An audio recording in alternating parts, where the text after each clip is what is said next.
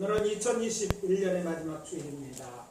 벌써 2021년이 거의 다 지난 것입니다. 해마다 이맘때가 되면 보통 사람들은 지나간 1년을 정리하며 다가오는 새해를 준비합니다. 올해 많은 분들이 지난 1년을 동안을 되돌아보면서 코로나19 바이러스에 대한 기억밖에 나지 않는다, 이렇게 하는 분들이 많을 것 같습니다.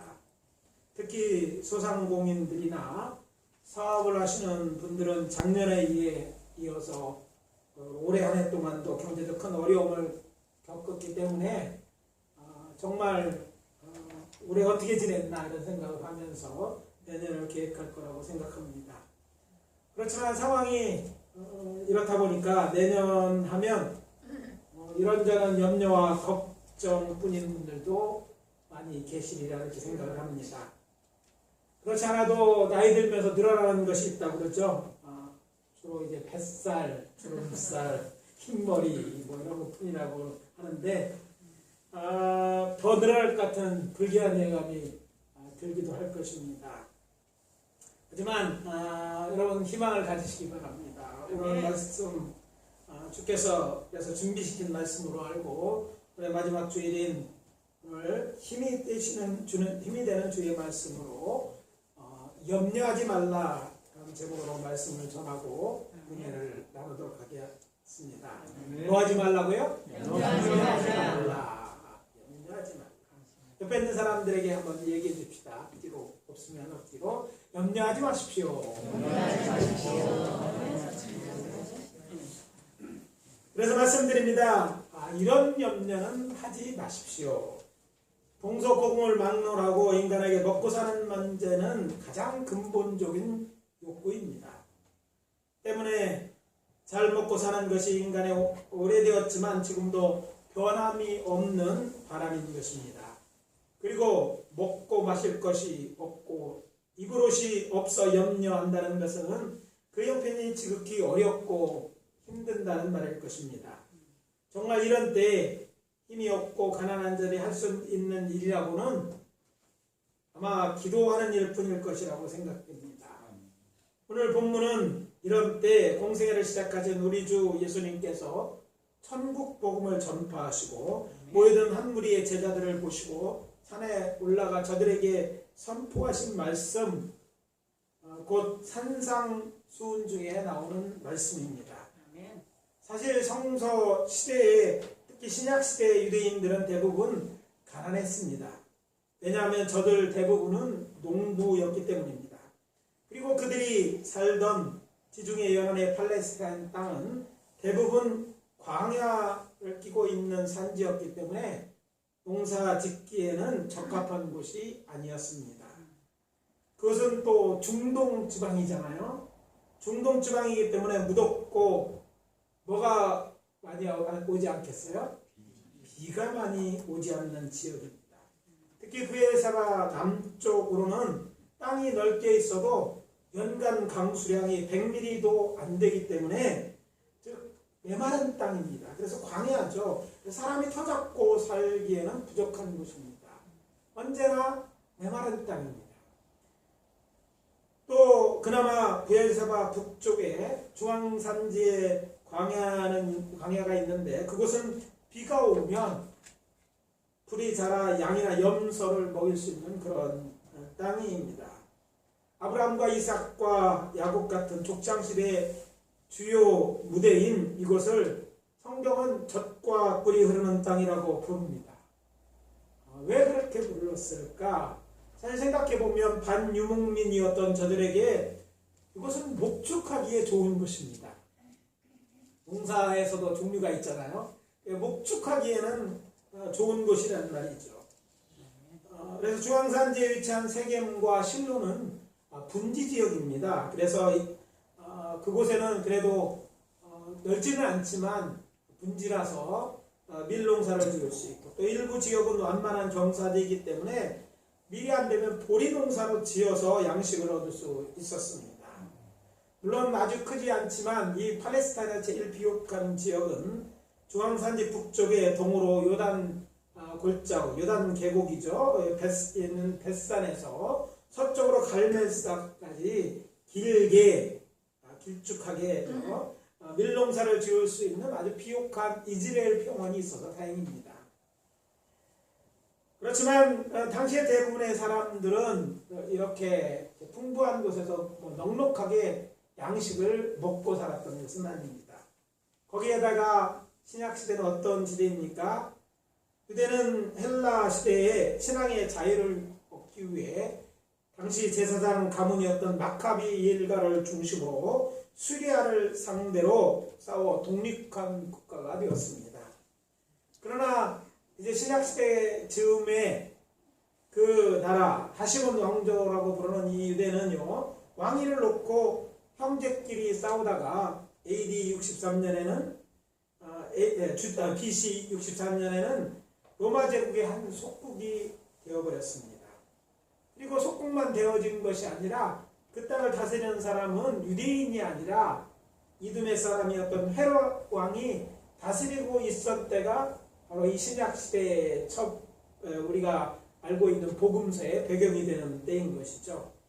이방인들에게 억압을 당하고 수고하여 노력한 것들을 착취당하여 대부분의 당시 사람들은요, 힘들게 하루하루를 살아가는 그런 때입니다. 바로 그때 떠오르는 샛별처럼 저들 앞에 예수님이 나타나셨고 하나님의 나라가 도래했다고 선포하였던 것입니다. 메시아가 오셨다는 이 사실을 하나만으로도 유대인들은요, 희망이 생겼을 것입니다. 그렇잖아요. 유대의 나라,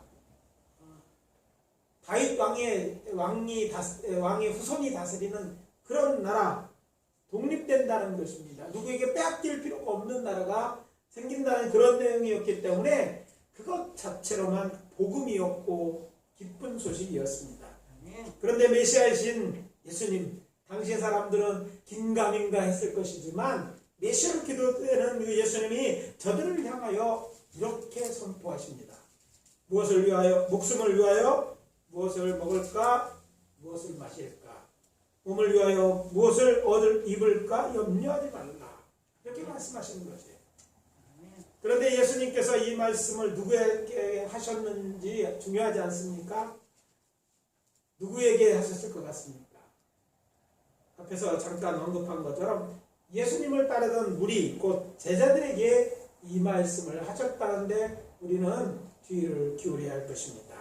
한번 확인 들어갑니다. 오늘 본문, 우리가 함께 독한 본문 마태복음 6장 말씀인데 앞에서 저는 산상수훈의 일부라고 말씀드렸습니다. 여러분, 산상수훈 성경을 공부하신 분들은 상식적으로 마태복음에 나오죠. 마태복음 5장에서 7장까지 산에 올라서 주님께서 하신 말씀, 그래서 산상수훈이라고 부르는 그런 말씀인데 그 산상수훈의 첫 번째 구절인 마태복음 5장 1절입니다. 예수께서 무리를 보시고 산에 올라 앉으시니 제자들이 나온지라. 이렇게 되어 있어요. 그렇습니다. 예수님께서 당신의 제자들에게 이 말씀을 하신 것입니다. 그렇기 때문에 우리에게도 이 말씀이 해당되는 말씀이라고 생각할 수 있는 것입니다. 우리는 누구입니까? 우리 모두 예수 믿는 사람들은 다 예수의 제자들이 아닙니까? 그러니까 이 말씀은 구주 예수님을 구주로 믿는 모든 예수님의 제자들에게 하신 말씀, 곧 우리에게 하신 말씀도 되는 것입니다. 주님 뭐라고 말씀하고 계십니까? 너희 목숨을 위하여 염려하지 마라. 이걸 좀 재미있게 말한다면 염려 하덜덜 마십시오. 그런데 이 말씀을 묵상하다 보면 이것이 우리들을 믿음의 선진들에게도, 우리 이 땅에 살던 믿음의 선진들은 정말 큰 소망이요, 그리고 복되고 기쁜 소식, 곧 복음이었음을 깨닫게 됩니다. 특히 지금부터 약 120년 전인, 아니 가깝게라도 한 50년 전쯤에는 더욱 그랬을 것입니다. 왜냐하면 당시 우리나라의 상황이 예수님 당시, 즉 초대교회와 별반 다르지 않았기 때문입니다. 이 땅에 미국을 비롯한 서양 선교사들이 본격적으로 복음을 시작할 때인 구한말 우리 조국 당시의 구한말 조선은 나라가 힘을 잃고 외세 특히 일본의 나라가 빼앗기 직전이었습니다. 여러분이 아시는 것처럼 철가방, 짜장면 배달한 철가방, 요새 뭐 철가방이 뜨는 때이긴 하지만 철가방의 유래는 어떤 것인지 아시는지 모르겠어요. 철가방의 유래는요, 고종황제의 식사가 철가방에 배달되었기 때문에 생긴 것입니다. 고종황제가 아무도 믿을 수가 없었어요. 당시에 선교사들만은 그래도 믿을 수 있다고 생각했는데, 그래서 음식을 먹을 때 선교사들이 직접 음식을 만들고, 그리고 철가방에다가 그것을 넣고 열쇠를 채우고 고종황제께 나가서 그걸 줘서 그것을 먹고, 왜? 일본 사람들이 자기를 죽일 것 같은 두려움에서 궁녀든지 대신도 아무도 믿지 못해서 그렇게까지 식사를 한 것입니다. 결국 어떻게 됐습니까? 일본에게 나라가 빼앗기고 36년 동안 우리나라는 일본에서 수탈을 당하고 전쟁에까지 동원되었습니다. 로마의 속국이 되었던 유대 땅이나 일본의 속국처럼 살았던 우리 일제시대 우리 한국인들과 별반 다르지 않는다는 거예요. 당시에 우리의 나라에 얼마나 많은 교회들이 문을 닫아야 했고 성도들이 신앙 때문에도 고초를 겪어야 했습니다. 그렇잖아도 살기도 힘든데 그런 어려움을 겪어야 했습니다. 그러다가 정말 하나님의 은혜로 뭐가 됐어요? 해방이 되었습니다. 그런 해방은 되었지만 나라가 남북으로 또 둘로 나뉘어졌고 불과 5년 만에 김일성이 장악한 북한 괴뢰군들이 남침함으로 6.25 전쟁을 겪지 않았습니까? 유엔의 도움으로 3년여 만에 빼앗긴 땅은 거의 회복하고 총성은 멈추었지만 그때 많은 사람들이 죽거나 부상을 당하였고 전쟁으로 인해서 집과 일터는 거의 초토화되었습니다. 뿐만 아니라 대부분의 산은 벌거숭이가 되었지 않았습니까? 당시에 우리나라에는요 보릿고개가 있어 겨울에 굶어 죽는 사람도 많았다고 얘기합니다. 먹여주고 재워주기만 하면 보수를 받지 않고 일하는 일도 많이 있었습니다. 여러분들 중에는 어르신들은 요즘 아이들처럼 초등학교를 안 나왔어요. 국민학교를 다녔습니다. 국민학교 다닐 때 제가 국민학교 다닐 때마다 얼마나 우리나라에 어려웠는지 점심 식사나 아침 식사도 안 하는 학생들이 많았기 때문에 학교에서요 큰 솥을 걸어놓고 죽을 꺼내서 나누었던 그런 기억이 있습니다. 나중에는 옥수수빵으로 바꿨어요. 잘 사는 사람들은 옥수수빵도 진짜 맛있어서 그걸 타먹고 이렇게 살았어요. 구제식품들이죠. 그렇게 어려운 때를 우리 국민들이 살았어요. 이때 교회가 전하는 복음, 나누어지는 사랑은 저들에게 큰 힘과 위로가 되었습니다. 1950년대 전쟁 직후에 우리 조국은요 세계에서 가장 가난한 나라, 거꾸로 은메달이죠. 가장 가난한 나라 중에 하나였어요. 그러던 나라가 지금 이만큼 살게 되는 것은 저는 하나님의 축복이 있었다고 믿습니다. 왜냐하면 우리나라의 발달은 교회의 부흥과 맥을 같이 하고 있기 때문입니다. 우리나라가 그렇게 잘 살 수 있었던 이유가 하나도 없었습니다.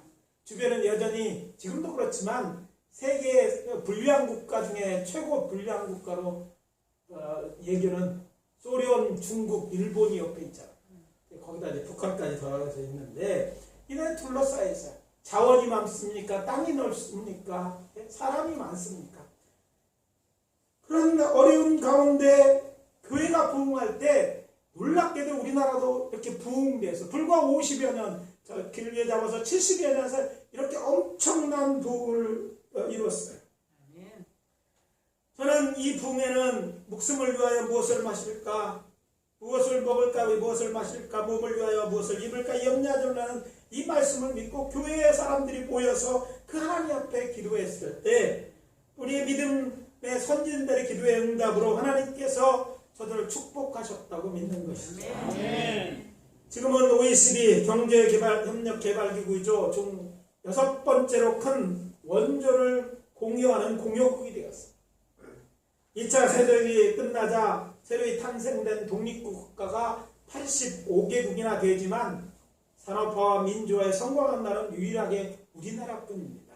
사람들은 누구나 그렇게 하면 잘 살 수 있을 거라고 말하지만 그거는 말도 안 되는 얘기예요. 그렇게 잘 살려면 주변의 나라들은 우리가 훨씬 더 잘 살아야 돼요. 자원도 많고 여건도 좋은데 그렇게 되지 않는 거예요. 그런데 뭐 정치인에 잘하는 것도 있었지만 저는 이때 교회가 부흥했어요.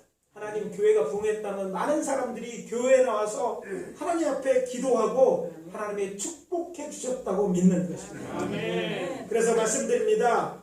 목숨을 위하여 먹고 마시고 입을까 염려하지 마시고 우리의 좋으신 하늘 아버지이신 하나님께 간구하시기 바랍니다. 아멘. 주께서 당신의 사랑하는 자는 우리에게 우리가 구하는 것 그것도 생존을 위하여 구하는 것을 들어주시지 않겠어요?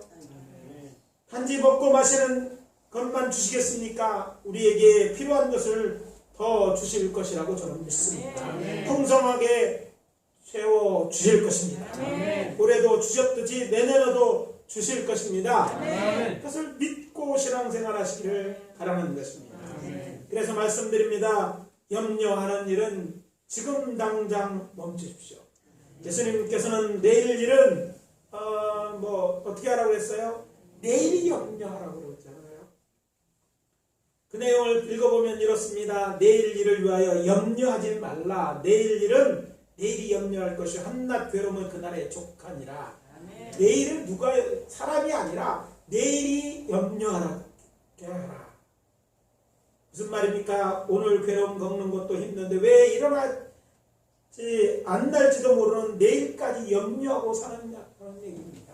오늘 열심히 살고 거고 우리 열심히 기도하면 하나님께서 우리의 내일을 축복하시고 우리의 내일을 오늘보다 더 낫게 복되게 하실 것이고 믿고 살아가는 그런 말씀인 줄 믿고 염려는 이제 그만하시기를 예수 그리스도의 이름으로 축원합니다. 네.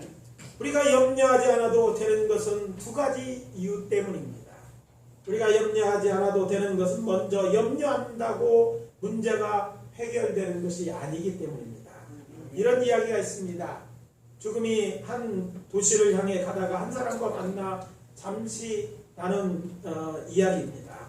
이 사람이 묻기를 당신은 무엇을 하려고 가십니까? 그때 묻자 죽음이 대답합니다. 나는 1000명의 사람들을 죽이러 갑니다. 놀란 이 사람이 말했습니다. 그것은 굉장히 무서운 일이군요. 그러자 죽음이 대꾸했습니다. 이것이 제 길이고 제가 하는 일이죠. 그래서 이 사람은요 빨리 이 소식을 전하기 위해 도시에 먼저 들어가서 그날이 다가간 사람들에게 죽음의 계획을 알렸습니다. 그렇게 날이 저물고 다음 날이 되었을 때 이 사람은 죽음을 다시 만나게 되자 따지듯이 물었습니다. 당신은 말하기를 1000명을 죽여 간다고 했는데 왜 7000명을 죽였습니까? 그러자 죽음이 설명합니다. 나는 오직 1000명을 죽였을 뿐인데 다른 사람들은 염려와 두려움이 죽였습니다. 여러분 염려하는 건 우리를 죽이는 일입니다. 염려한다고 그렇다고 문제가 해결되는 것도 아닙니다. 한 사회학자는 말합니다. 사람들이 일어날 것이라고 염려하는 것들 중 98%는 사실 일어나지 않는다. 이건 통계학적으로 얘기합니다. 여러분 염려하는 일이 오늘 무엇인지는 모르지만 그 중에 98%는 안 일어난다. 이런 말이죠. 염려하지 않는다고 해서 염려가 사라지는 것은 아니겠죠. 우리가 염려하던 그렇다는 관계가 없다면 염려는 이제 그만두시기 바랍니다. 아멘. 그렇다면 어떻게 하면 염려하지 않을 수 있나요? 염려를 아껴버리면 됩니다. 아멘. 그렇다면 요즘 그러더라고요. 파는데 염려 인형이 있더라고요. 염려 인형을 사가지고 그 인형에다가 염려를 다 맡긴다고 그러더라고요. 그래서 막 여러 개 인형을 사서 이 염려도 맡아라. 이 염려는 네가 맡아라. 다 그렇게 얘기한다고요. 그 마음이 편안한지 모르지만 그래도 마음에 좀 평안이 있다고요. 안 믿는 사람들 얘기고 인형 무엇이라고 부르든지 아무것도 할 수 없는 그것이 아닙니까? 제 스스로요 자리도 옮길 수 없는 그것이 무슨 염려를 다 짓고 자기가 가져갈 수 있겠어요. 대신 우리는 어떻게 합니까? 염려길을 맡아주기로 약속은 하신 우리 주 예수님께 맡기시면 됩니다. 예수님이 말씀하셨습니다. 수고하고 무거운 짐진 자들아 다 내게로 와라. 내가 너희를 쉬게 하리라. 나는 마음이 온유하고 겸손하니 나의 멍에를 메고 내게 배우라. 그리하면 마음이 쉼을 얻으리니 이는 내 멍에는 쉽고 내 짐은 가벼움이라. 마태복음 11장 28절에서 30절입니다. 성자 하나님이신 우리 주 예수님께 맡기시기 바랍니다. 여러분이 염려하는 것을 기도로 그분께 맡기고 자유하십시오. 이때 기억하실 것은 목욕탕 옥장에 쓰인 문구와 다르지 않습니다. 목욕탕 문구에 꼭 있는 것. 여러분 제가 얼마 전에 확인해 보니까 있더라고요. 주인에게 맡기지 않는 물건은 책임지지 않습니다. 주인 100. 백수사님 써놓은 건 아니에요. 주인 100. 맞습니다. 주님한테 안 맡기면 여러분 그냥 갖고 있으면 그 염려는 여러분 것이 되는 거예요. 맡겨버리시기 바랍니다. 두 번째 이유는 우리의 하늘 아버지 하나님께서 우리의 필요를 알고 계시고 돌보실 것이기 때문입니다. 예수님께서는 이어지는 26절에서 30절까지 여러 말씀들을 들어서 염려하지 말 것을 당부하셨습니다.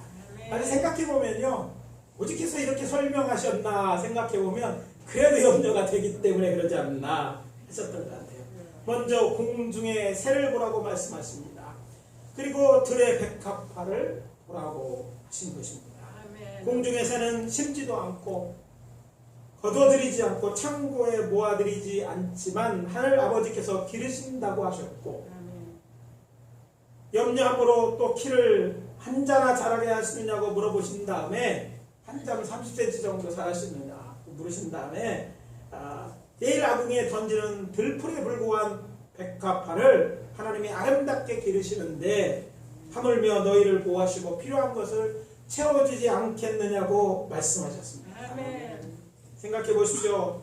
여러분 어렸을 때 먹고 마시고 입을 것을 염려하신 것이 있으신지 모르겠어요. 물론 좀 크면서 염려가 된 분도 계실지 않아요. 일찍 철들어서 안 그랬었는데 그런 분은 모르지만 조금 더 어릴 때가 보면 갓난 어릴 때를 생각해 보십시오. 먹고 마시고 있기만 합니까? 일도 안 하고 놀고 하루 종일 놀고 엄마 아빠 막 괴롭히고 그렇잖아요. 먹고 자고 또 용병까지 보지 않아요. 그래도 그 부모 다 부모님들이 해결해 주셨어요. 부모님 이거를 해결해 주십시오. 싹싹 부탁을 한 게 아니에요. 앞으로 내가 잘해드리겠습니다. 그렇게 약속하고 그런 보호를 받고 이런 먹이고 이렇게 한 적이 없어요. 혹시 그런 분 계십니까? 각서 쓰고? 아무도 없을 거예요. 그렇지 않은데 뭐예요? 부모님들이 다 해결해 주시는 거예요. 사랑하기 때문에 사랑하는 자녀이기니까 그런 것이죠. 사실 사람만큼 성장해서 스스로 무엇을 할 수 있을 때까지 손이 많이 가고 돌봐야 되는 존재가 없습니다. 그럼에도 불구하고 이제까지 우리는 잘 살아오지 않았습니다. 그것은 이렇게 부모님들이 누군가 우리를 돌보아 주셨을 것이기 때문입니다. 재력이나 능력에 한계가 있는 세상 부모도 이러할진데 전능하신 하나님께서 우리의 하늘 아버지신데 우리를 죽도록 내버려 주시겠어요. 여러분 세상에 제일 무서운 것이 무엇입니까? 죽는 것이죠.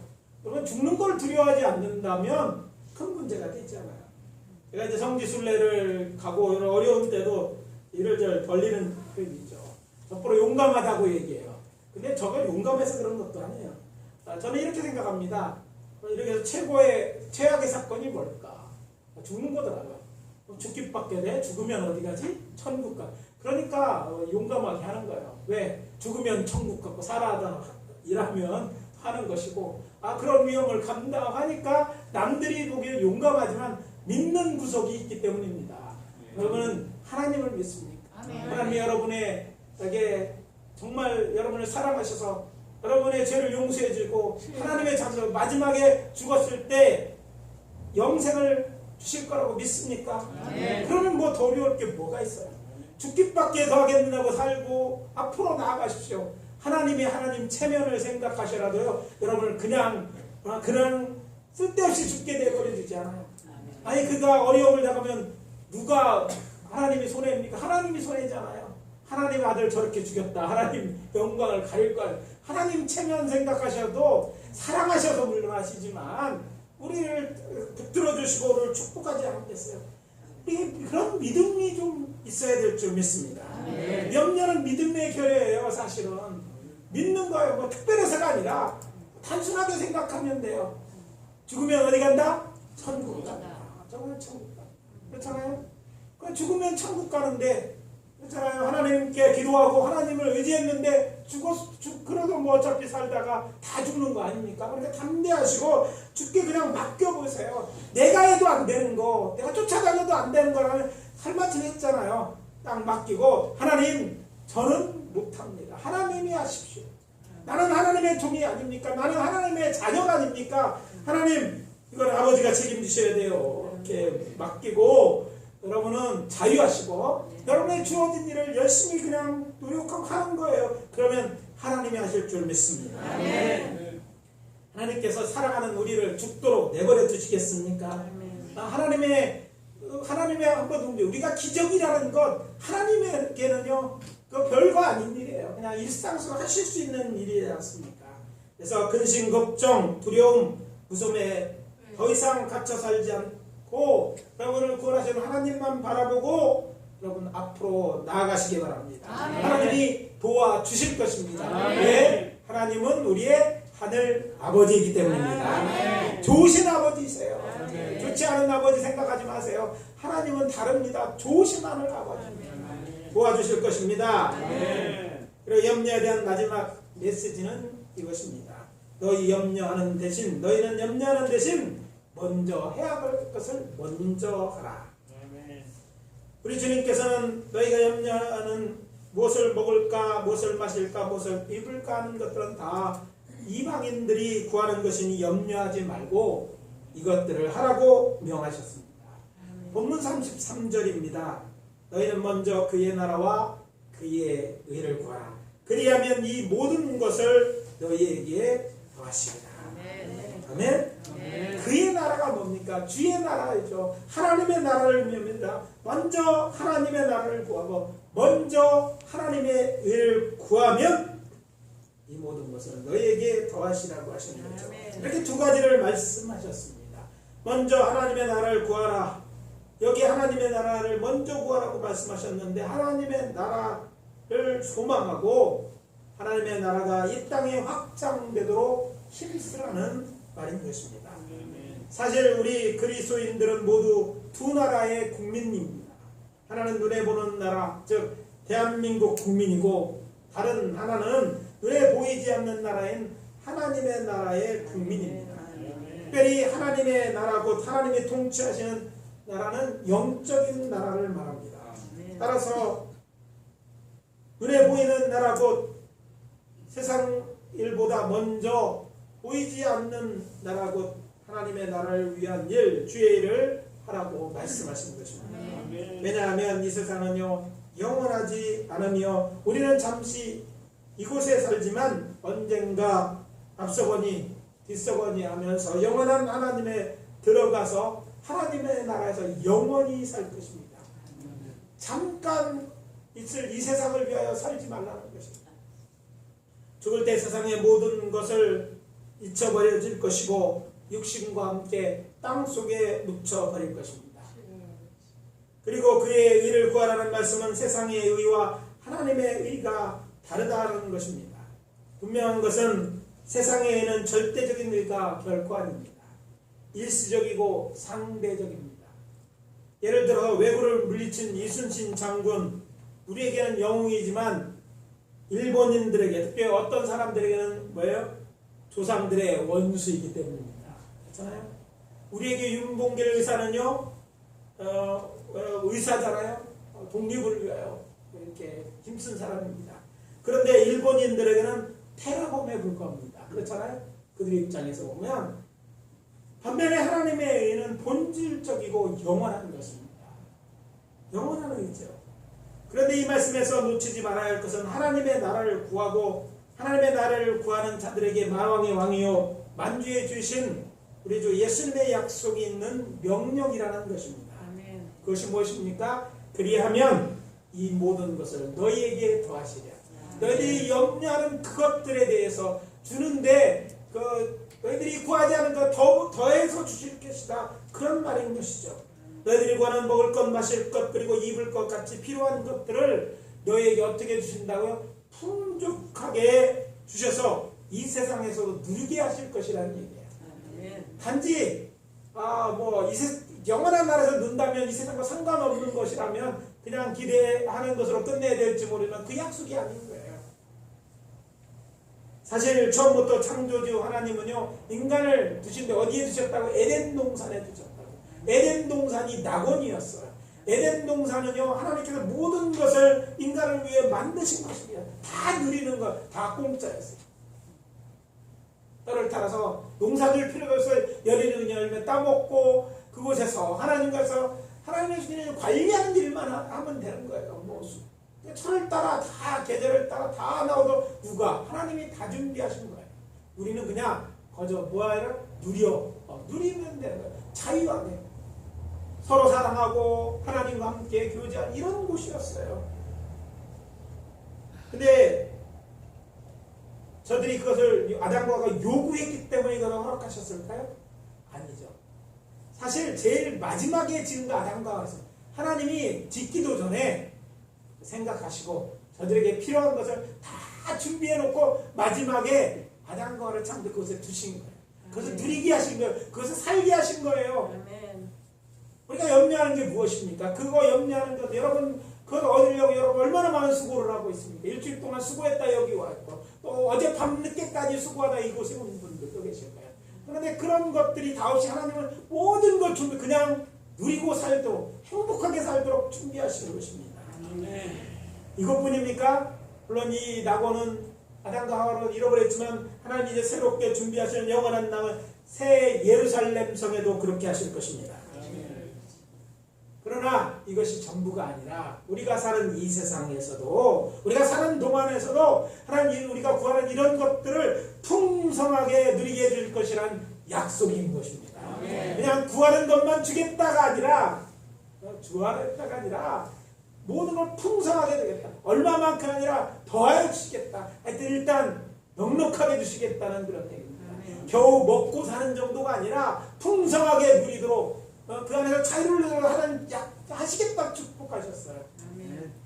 뭐하는 자에게 먼저 그의 나라와 그의 일을 구하는 것. 여기서 중요한 것은 우선순위입니다. 하나님께서 우리에게 이런 것들이 필요 없다고 하시는 것이 아니죠. 먼저 하나님의 나라와 의를 구하라는 명령인 것입니다. 안타깝게도 아직도 믿음이 연약한 분들은 세상 일을 우선시하면서 주의를 뒤로 미루고 또 자신과 상관없는 일로 여긴다는 것입니다. 아니 그것이 당연하다고 생각합니다. 그런데 오늘 본문에 보면 그게 아닙니다. 세상의 척도는 바른 순서를 가지고 우선순위를 두고 그거에 따라 사느냐 그렇지 않느냐입니다. 죄에서 구원받은 하나님의 자녀로 하나님의 백성으로 하나님의 의와 정말 하나님의 나라의 일을 먼저 구해 마땅합니다. 그렇게 한다면 하나님께서 반드시 이 약속을 지키실 줄 믿습니다. 아멘. 어떤 분은 올해도 하나님의 나라와 의를 구하며 사셨을 것입니다. 아멘. 그런 분들은 올해만이 아니라 내년에도 주의 일에 힘써 주십시오.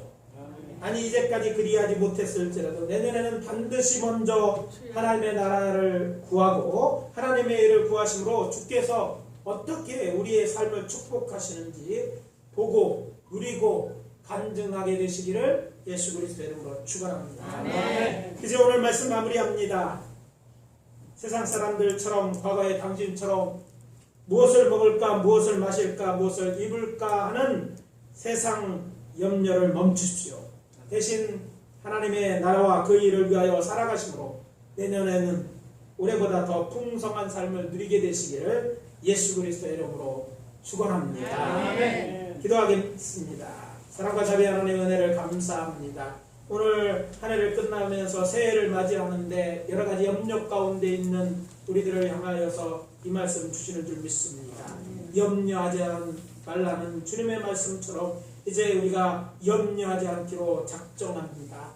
우리의 염려거리들이 여전히 있지만 그 염려를 주님께 맡깁니다. 주님 맡아 주시옵소서. 우리가 어떻게 해야 될지 모르는 문제도 주님께 맡깁니다. 가장 좋은 길로 인도하여 주시옵소서. 하나님, 우리는 단지 주께서 명령하신 대로 하나님의 나라와 하나님의 의를 구하며 살기로 작정합니다. 아버지 하나님, 올해 한 해도 주께서 은혜를 베풀어 주셨던 것처럼 내년에 더 풍성한 은혜로 함께하여 주시고, 아버지 하나님, 우리는 주 안에서 기뻐하고 찬양하며 그 주시는 은혜와 복을 누리며 살 수 있도록 도와 주시옵소서. 우리의 각 가정의 신앙의 명문 가정들이 되게 하시고, 이런 축복을 전하는 하나님의 살아계심을 우리의 삶을 통해서 우리의 가정에 되어진 일을 통해 간증하는 가정들이 되어질 수 있도록 인도해 주시옵소서. 예수 그리스도의 이름으로 기도합니다. 아멘.